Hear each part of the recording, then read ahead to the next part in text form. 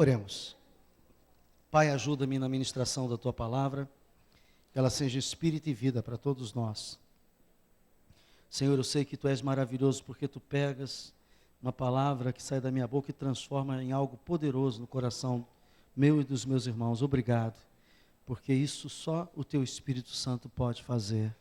E pela fé eu Te agradeço em nome de Jesus. Amém. Nós estamos vivendo um tempo, irmãos, em que está sendo marcado pelo individualismo. As pessoas estão vivendo de uma forma muito solitária, às vezes, alienadas, não por falta de comunicação, mas alienadas por falta de envolvimento, de amor. Nós temos percebido que no meio da multidão há mais gente só do que se imagina. Às vezes uma multidão e a pessoa está sozinha, solitária, no meio daquilo tudo. E nós temos percebido que o individualismo tem criado alguns perigos, porque Deus criou o homem para viver em sociedade. Essa carência que nós temos de estar próximo de alguém, isso é inato, isso já vem com o ser humano.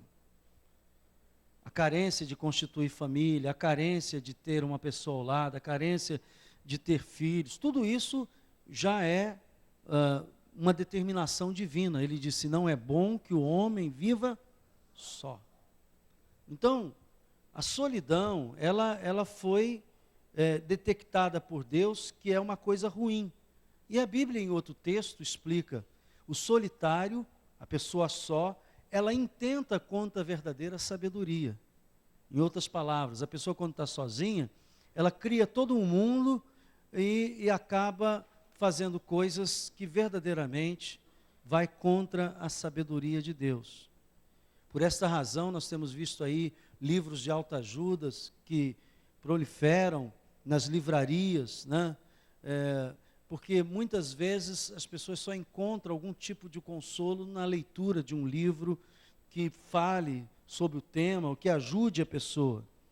Então, eu quero falar sobre este assunto, sobre se associar às pessoas, dando alguns alertas, porque às vezes nós caímos em armadilhas provocados por essa necessidade de estar juntos. Essa que é a grande verdade. Às vezes a gente, na nossa necessidade de estar com alguém, acabamos por fim nos unindo a pessoa que acabam piorando a situação, né? Tem um ditado que diz que é melhor andar sozinho do que... E ele tem verdade nisso. Então, a internet, ela tem tornado as pessoas virtuais, impessoais. As pessoas que aparecem na internet são fantasiosas. Você acredita que eu conheço um caso de uma moça, que a moça se relacionou pela internet com um camarada, e você não vai acreditar, essa pessoa, ela tomou decisões assim na vida dela tremendas, sem conhecer a pessoa. Você contando isso, parece a vocês, não é possível. É possível. Decisões assim que eu fico, não é possível, mas ela nunca viu a pessoa, e ela segue e obedece cegamente a pessoa através da internet. Então, a internet, ela muitas vezes os amigos que eram amigos calorosos pela aproximação, se tornam frases que às vezes são frutos de e-mails, e a gente nunca conhece as pessoas. Tanto é que eu digo que o lugar bom para se esconder é na internet. Porque você cria uma pessoa virtual, você trabalha com aquela pessoa virtual, você influencia com aquela pessoa virtual, e você não é nada daquilo. O maior engano que existe são os relacionamentos pela internet. Porque ali é um ambiente de mentira, um ambiente que, na verdade, não traduz verdade alguma. Então, fica aqui um alerta, você que talvez esteja navegando aí pela internet. Cuidado com essas armadilhas, cuidado porque você pode cair em armadilhas terríveis que vão aprisionar a sua vida e o seu coração. É a primeira coisa que eu quero falar sobre essa questão de nós buscarmos relacionamentos, associações, que eu estou chamando de associações perigosas. Estas e outras atitudes nos faz perder o sentido de comunhão, fidelidade, honestidade. As pessoas começam a trazer da internet práticas para a sua própria vida. Pessoas que não conseguem ser fiéis, não conseguem ser honestas, não conseguem ser sinceras, porque permitiu que aquela ideia virtual penetrasse na sua personalidade. Eu estava me lembrando de um filme que falava muito sobre estar na realidade e estar numa realidade virtual. Era um filme Matrix, obrigado. Quando assisti aquele filme, eu fiquei impressionado com a ideia da pessoa estar em lugares virtuais. E parece que essa ideia do virtual, ela começa a invadir a nossa vida pessoal. E a gente começa a querer ter relacionamento com as pessoas na base virtual, quando isso é impossível. Uma das consequências dessa vida virtual é o egoísmo, a violência, que nem sempre é física.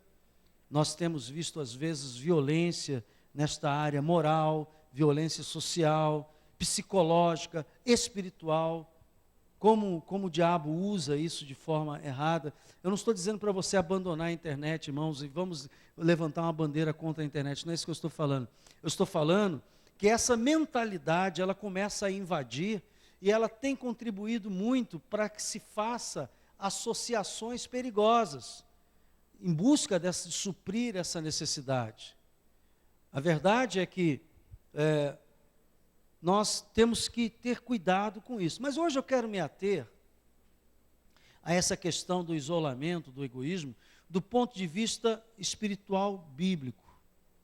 Primeiro, dizer que Deus não gosta que ninguém ande sozinho, porque o sozinho vai fazer alguma coisa que acha que é certo e vai contra a sabedoria. Então, põe isso no seu coração. Ninguém que queira andar bem vai andar sozinho. Quer sozinho por falta de amizade, quer sozinho por falta de um companheiro, de uma companheira, quer sozinho por falta de filhos. A verdade é que a Bíblia programou eu e você, a palavra de Deus programou a gente, antes da fundação do mundo, Deus programou você, pela palavra dele, para você andar juntos. Então, Deus nos dá um exemplo, Ele mesmo, quando da criação do mundo, você vai ver que a Trindade estava presente, o Pai, o Filho e o Espírito Santo.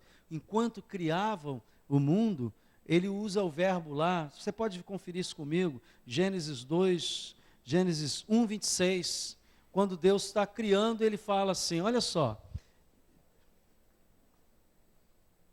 é tão verdadeiro isso que o próprio Deus, Ele criou três aspectos, três personalidades, três aspectos da sua personalidade, que nós chamamos de Pai, de Filho e de Espírito Santo. E aqui, logo no Gênesis, na criação, eles estão juntos. Jesus ainda não tinha vindo na forma de carne ao mundo, amém? Então, Gênesis 1, 26, também disse Deus, olha o verbo, façamos é nós, é a primeira pessoa do plural, façamos o homem à nossa imagem e conforme a nossa semelhança. Então, Deus estava ali criando também em conjunto. E eu quero colocar isso para você, para animar você, primeiro, a fazer amigos, mas não amigos virtuais. Animar você a frequentar grupos de relacionamento que nós estamos criando aqui na igreja. Você não ser uma peça solta. Animar você a desenvolver amizades verdadeiras, sinceras, porque elas são importantes. E se isso acontecer, muito do que você tem de problema vai ser solucionado. Não digo tudo, mas muito vai ser solucionado, porque no meio desses amigos, diga glória a Deus, haverá orações, haverá comunhão, haverá participação. Então, associar-se é o meu grande incentivo aqui. E a gente tem que ter isso no coração, porque senão a igreja não cresce. Ovelha produz ovelha. Você produz outra. É a sua amizade que vai influenciar alguém a vir aqui. É a sua amizade que vai influenciar alguém a dizer assim, vale a pena andar com Jesus. Por quê? Eu sou amigo de fulano, olha lá, ele vive bem com a esposa dele, a casa dele é uma casa que tem ordem. Você vai ser fonte de inspiração na medida em que você vai se associando, trazendo pessoas para perto de você, e essas pessoas vão enxergando em você a presença de Deus. Diga a glória de Deus. A presença de Deus, irmãos, não é quando você chora e fica emocionado apenas. A presença de Deus é quando você traduz condutas, amizade, amor, carinho, palavra. Então isso tudo demonstra a presença de Deus. Então, Jesus também, quando foi criar o início da sua igreja com os discípulos, ele faz a escolha dos apóstolos, ele estabelece, dizendo assim, olha, vocês fiquem juntos, até que do alto sejais revestido. Sempre que mandava alguém, ele mandava 2, no mínimo, um fazendo companhia, outro. Por quê? Porque Deus sabe que se nós ficarmos sozinhos, o diabo vai vir com coisas terríveis. A prova é que quando Jesus passa pela tentação no deserto, ele passa por essa tentação de que forma? Sozinho. Quando você está sozinho, é a hora mais difícil. Quando você está sozinho, é a hora que o tentador vem. Por isso Deus disse, não é bom que o homem ande só. Far-lhe-ei o quê? Porque quando você começa a dividir com alguém, você começa a ouvir a possibilidade de outra pessoa. Então, os discípulos também aprenderam assim, e a igreja cresceu assim, e a igreja cresce assim. Por isso a minha posição hoje, de abertamente falar que o modelo de Deus não é uma igreja de auditório, não é uma igreja onde as pessoas vêm, escutam a mensagem, pagam o seu dízimo, fazem suas orações, quando fazem, e vão embora, e pronto. E ninguém tem nada a ver um com o outro. Essa é a chamada igreja de auditório. Esse tipo de igreja está enfadado ao insucesso, não o insucesso da instituição, o insucesso das pessoas. Entenda o que eu estou falando, diga amém. Porque o sucesso da instituição, irmãos, muitas vezes não depende do sucesso das pessoas. Por quê? Porque tem igrejas que são tratadas como companhias, como um negócio. Tem igrejas que são tratadas como se tivesse um negócio. Então, eu atraio o público, eu ofereço um produto, esse público consome o produto e quando não fica mais satisfeito, eu renovo com as propagandas, com o chamariz, com o programa da televisão, e a igreja se torna uma rotatividade e ninguém tem ligação uns com os outros. Mas quando eu olho para a Bíblia, eu vejo Deus querendo que os homens desenvolvam amizade, comunhão, carinho, participação, porque uma das definições da igreja é que a igreja é o corpo de Cristo. Não existe corpo com o dedo separado, não existe corpo com a cabeça aqui e o pé lá do outro lado. O corpo tem que estar junto. Então, quando Jesus enviou os discípulos, você vai ver também, mais uma vez, ele falando, olha, vocês vão de casa em casa, vão de 2 em 2, e assim. Então, nós vamos começando a perceber que há um plano de Deus para todos nós, porque você pode fazer coisas que eu não posso fazer. Você tem talentos que eu não tenho, eu tenho talentos que você não tem. Então, isso, quando nós começamos a nos unir, a igreja começa a ficar forte, porque começa a aparecer e abençoar aquilo que um não tem no outro. Diga glória a Deus. O princípio de associação com pessoas para produzir bons resultados não funciona automaticamente. Quem dera se a gente fizesse assim, ó, tá tudo, não, há um trabalho. Não basta juntar pessoas e e dizer, vamos fazer isto. Tem que se criar vínculos de afinidade, senão não funciona. Um casamento não se transforma em bênção apenas porque duas pessoas resolvem viver juntas. Eu sempre lembro de uma frase de um pastor chamado James Kempis, que diz assim, casamento feliz não é obra do acaso. Não é como você, eu vou tentar a sorte se der, não. Casamento feliz é fruto de trabalho. O casamento tem que ser trabalhado. Eu liguei a televisão hoje, estava lá o pastor Hélio, né, pregando, e ele falando lá, olha, você tem que trabalhar, tem que usar o machado. Eu falando, é isso aí, casamento. Então, tudo que se propõe a fazer em grupo, com pessoas, quer um casamento, quer uma igreja, tem que haver um trabalho. Um time de futebol não ganha o jogo apenas pelo fato de colocar 11 jogadores em campo. Você pode botar o melhor jogador do mundo num time, mas se o time não tiver entrosamento, perde de 6-0. A gente está voando, não entendeu nada. Mas quem sabe, sabe. Sabe. Pena que ele saiu antes. Você sabe que o Hernani já foi jogador do Vasco, né? Jogador profissional mesmo. E ele é bom de bola. É bom de bola. Só que ontem fizeram um time lá no encontro e botaram uns pereba com ele. E depois, coitado, ele levou toda a culpa, né? Porque ele sozinho, né? Então, time, ele bom, né? Todo mundo queria jogar com ele. Aí eu falei, meu filho, Tito, jogou também no time. Eu disse, já começou errado. Aí eu falei assim, tu jogou em que posição? Eu joguei na lateral esquerda. E aí? Não, tinha uma sombra lá e o cara estava com água, eu fiquei debaixo da sombra tomando água. E o jogo correndo.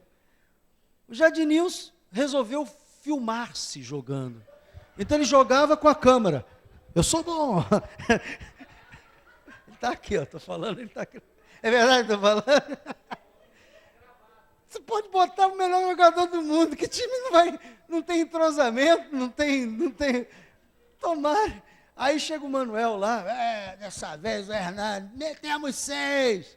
Porque o time dele era de coroa, mas tinha um mínimo de entrosamento. Mais ou menos isso, o que acontece no princípio da associação. Se não houver uma harmonia, um descobrir, um envolvimento, vai acabar que nós vamos ter um montão de gente reunida e não vai produzir nada. Então, isso dá trabalho, diga, fazer amizade, se associar, desenvolver comunhão, dá trabalho, mas não tem outro caminho. Se é que queremos uma igreja que tenha um mínimo de reflexo da presença de Deus. Uma igreja não se torna igreja só por reunir pessoas no mesmo lugar. A Bíblia diz em Amós, capítulo 3, versículo 3, é possível 2 pessoas andarem juntas se não houver acordo? Então, o acordo, ele tem que existir. Tem que existir um acordo de comunhão. Há certas substâncias que não se misturam. E aí eu quero falar hoje aqui. Que são incompatíveis.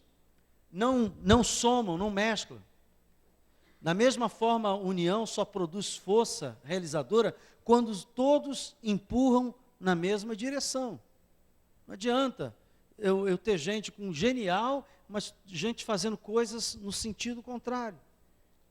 Jesus foi bem taxativo quando ele afirmou o seguinte, irmãos: aquele que comigo não ajunta, o quê? Espalha. Então, primeira coisa, nós temos que caminhar fazendo força na mesma direção. Não é uma censura de Jesus, mas um cuidado na escolha, porque quando eu começo a me associar às pessoas, eu tenho que saber se essas pessoas têm a mesma intenção que eu tenho. Às vezes eu gosto muito de uma pessoa, uma pessoa legal, gente boa, mas ela está pensando totalmente diferente. Não vai dar certo. só pelo fato de eu ter sentimento por ela. É preciso que essa associação comece a caminhar e se organizar numa direção. Por natureza, nós somos displicentes, achando que isso vai acontecer naturalmente. Por esta razão, é que nós criamos aqui os grupos de comunhão. E aquela pessoa na igreja que não se entrosa em nenhum dos grupos, ela começa a ficar, não de fora, porque todos estão dentro, diga glória a Deus, mas ela não produz aquilo que ela poderia produzir. Então, nós temos que ter esse aspecto. Agora, nós temos também que ter cuidado ao nos associarmos. Veja só, leia comigo 2 Coríntios 6,14, vem aqui comigo.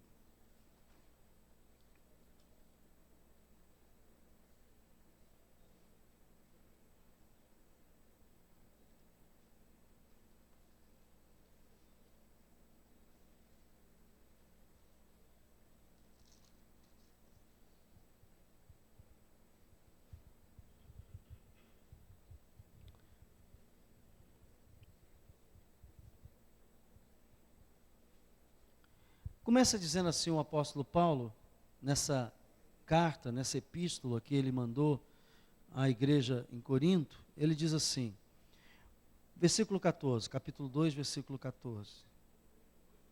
6,14, desculpe. Diz assim, não vos ponhais, o quê?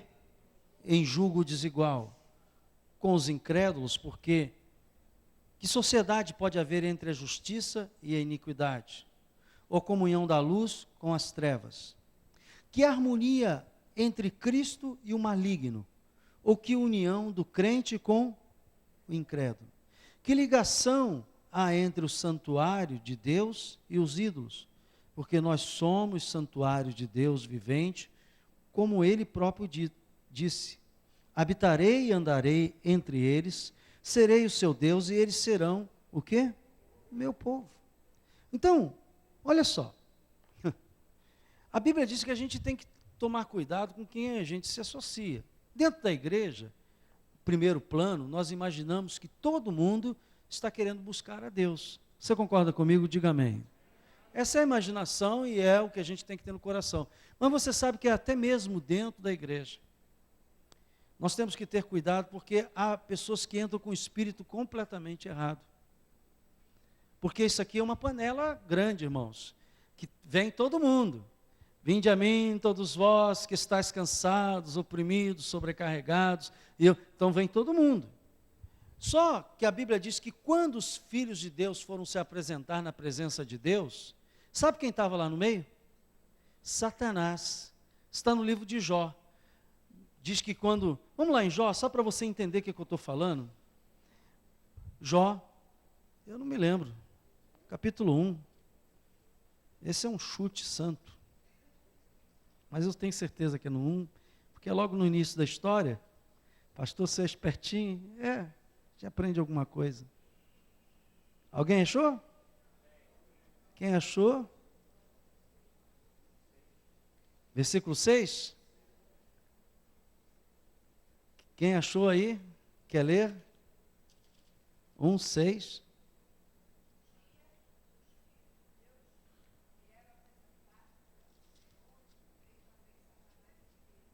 Olha só. Eu quando li isso a primeira vez, eu fiquei encafifado. Disse, caramba, quer dizer que no meio dos filhos de Deus, Satanás vem. Olha bem o que eu vou falar.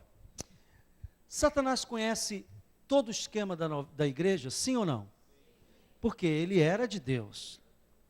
Então ele conhece o ambiente da igreja. O ambiente da igreja não é estranho a ele. O ambiente da igreja é um ambiente para ele, porque ele era também um anjo de luz, ele era de Deus. Então ele conhece o ambiente.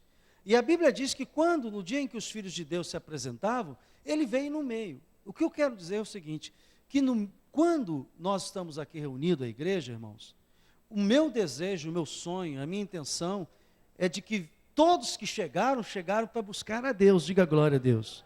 Mas às vezes entram pessoas que não tem essa intenção no coração, que a intenção é outra.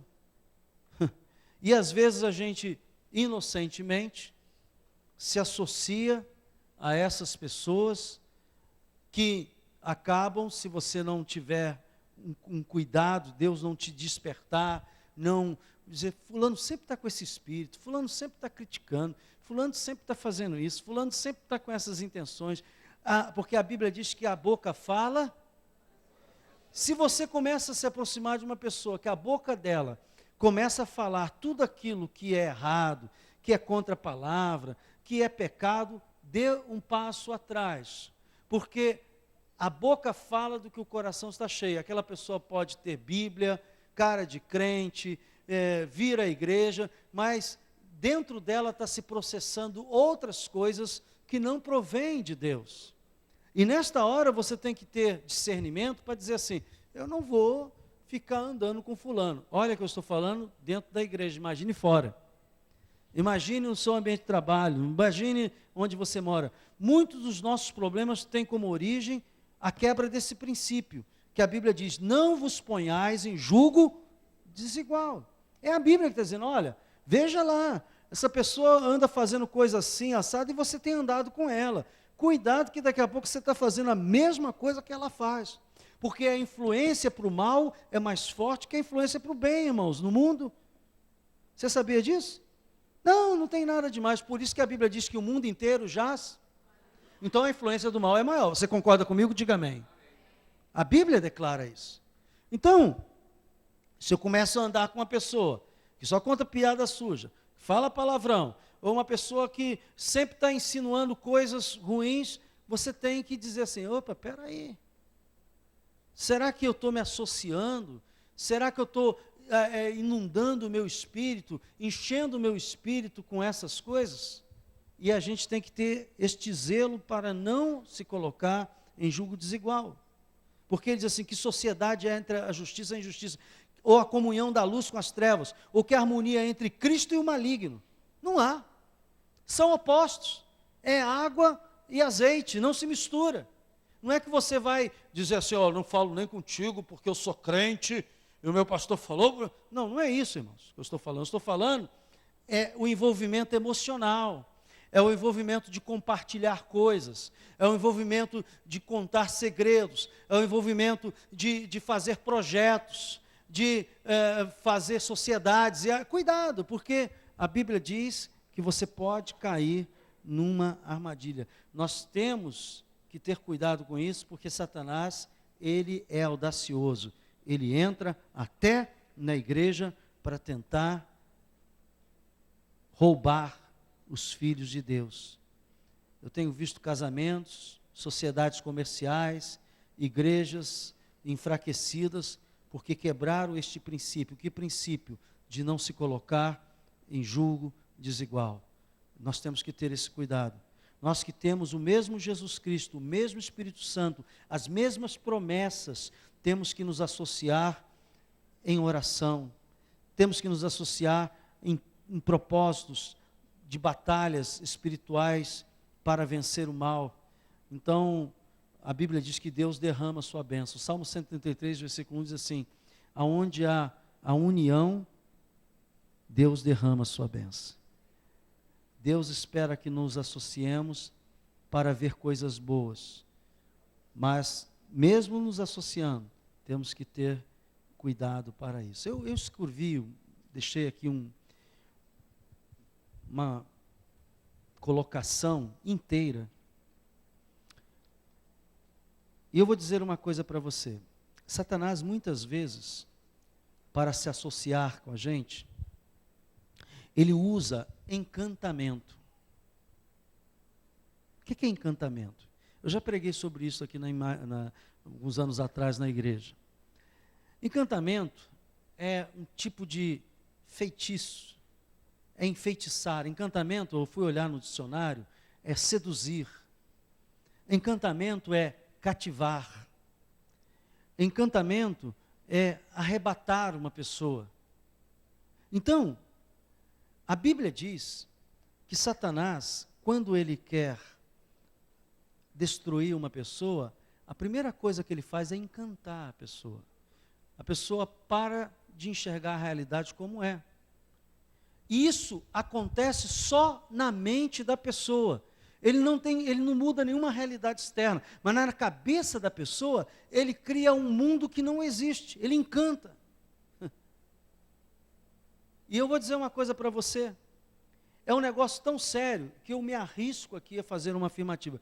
Quando Jesus foi tentado no deserto, que a Bíblia diz assim, que levou ele ao pináculo, que levou ele, para mim levou tudo isso na cabeça, criou o mundo na cabeça e disse, vou te levar lá, e levou, vou te levar lá, vai ser assim, vai ser assado, se você fizer isso, vai ser isso. E aí, muitas vezes, esse encantamento é a chave de associação a coisas e pessoas erradas, a condutas muitas vezes erradas.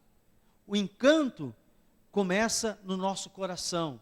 E a Bíblia já diz que o nosso coração é enganoso, terrivelmente corrupto. Você já leu isso na Bíblia. Então, esse encanto corrupto, ele é quebrado quando você não está só. Quando você tem amigos, quando você está associado, alguém vai dizer, ô fulano, não é assim que a banda toca não, cara. Eu conheço outro negócio da Bíblia que diz isso e diz aquilo outro.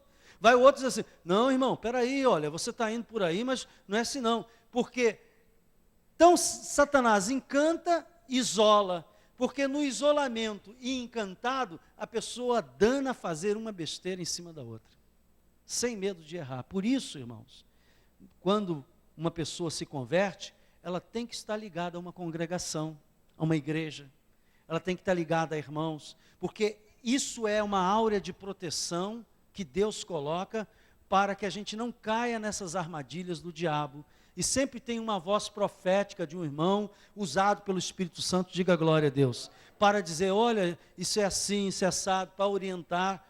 Então, eu quero pedir a você o seguinte, que você não ande sozinho, que você não tente viver a fé sozinho, porque se você tentar viver a fé sozinho, Satanás vai te dar uma pernada, porque ele vai por mim, tem capacidades que você não tem, ele é ardiloso, ele é terrível, e ele tem capacidade de criar esse mundo. Você já viu quando uma pessoa, só para terminar, quando eu estava me formando em Direito, eu fiz estágio, entre os estágios que eu fiz estágio na Defensoria Pública e também na Promotoria.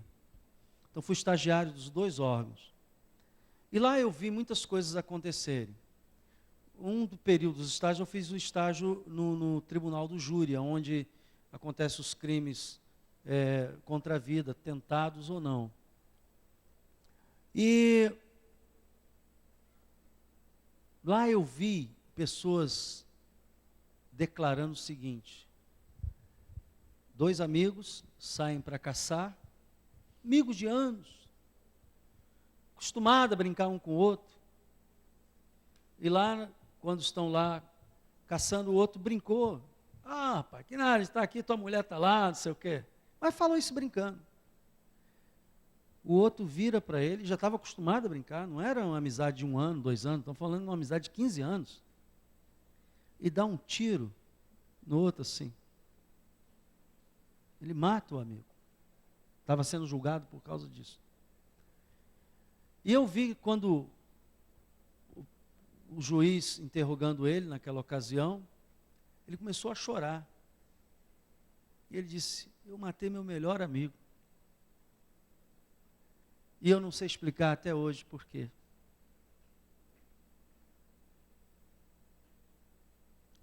Pior, ele não estava pedindo redução de pena nem nada. Ele disse, não, pode me condenar, porque eu já estou condenado de mim mesmo. Pena que vier não vai fazer diferença. Falou isso. Chorando. Por ter tirado a vida de um amigo. Ouça o que eu vou falar. O que leva uma pessoa a cometer uma coisa desse tipo? É porque Satanás, quando pega alguém que não vive em comunhão com Deus, ele é capaz de criar na mente da pessoa toda sorte de coisa maligna para aquela pessoa realizar. E se você estiver sozinho, você é presa fácil. No caso deles, eram ímpios. Por isso que o diabo mata e rouba todos os dias. Porque no meio do ímpio não há resistência. Mas você tem o Espírito Santo. Mas mesmo tendo o Espírito Santo, a Bíblia diz que nós devemos nos congregar, estar juntos, porque nós nos protegeremos uns aos outros. Que o Espírito Santo fale muito mais. Vamos ficar de pé, vamos agradecer a Deus. Meu Deus e meu Pai, eu quero te agradecer pela revelação que trouxeste a nós, para criarmos grupos de comunhão, e nós estamos vendo os resultados acontecerem. Ó Deus, o amor está crescendo no nosso meio, a comunhão, a alegria, a vida de Deus está se expandindo entre nós.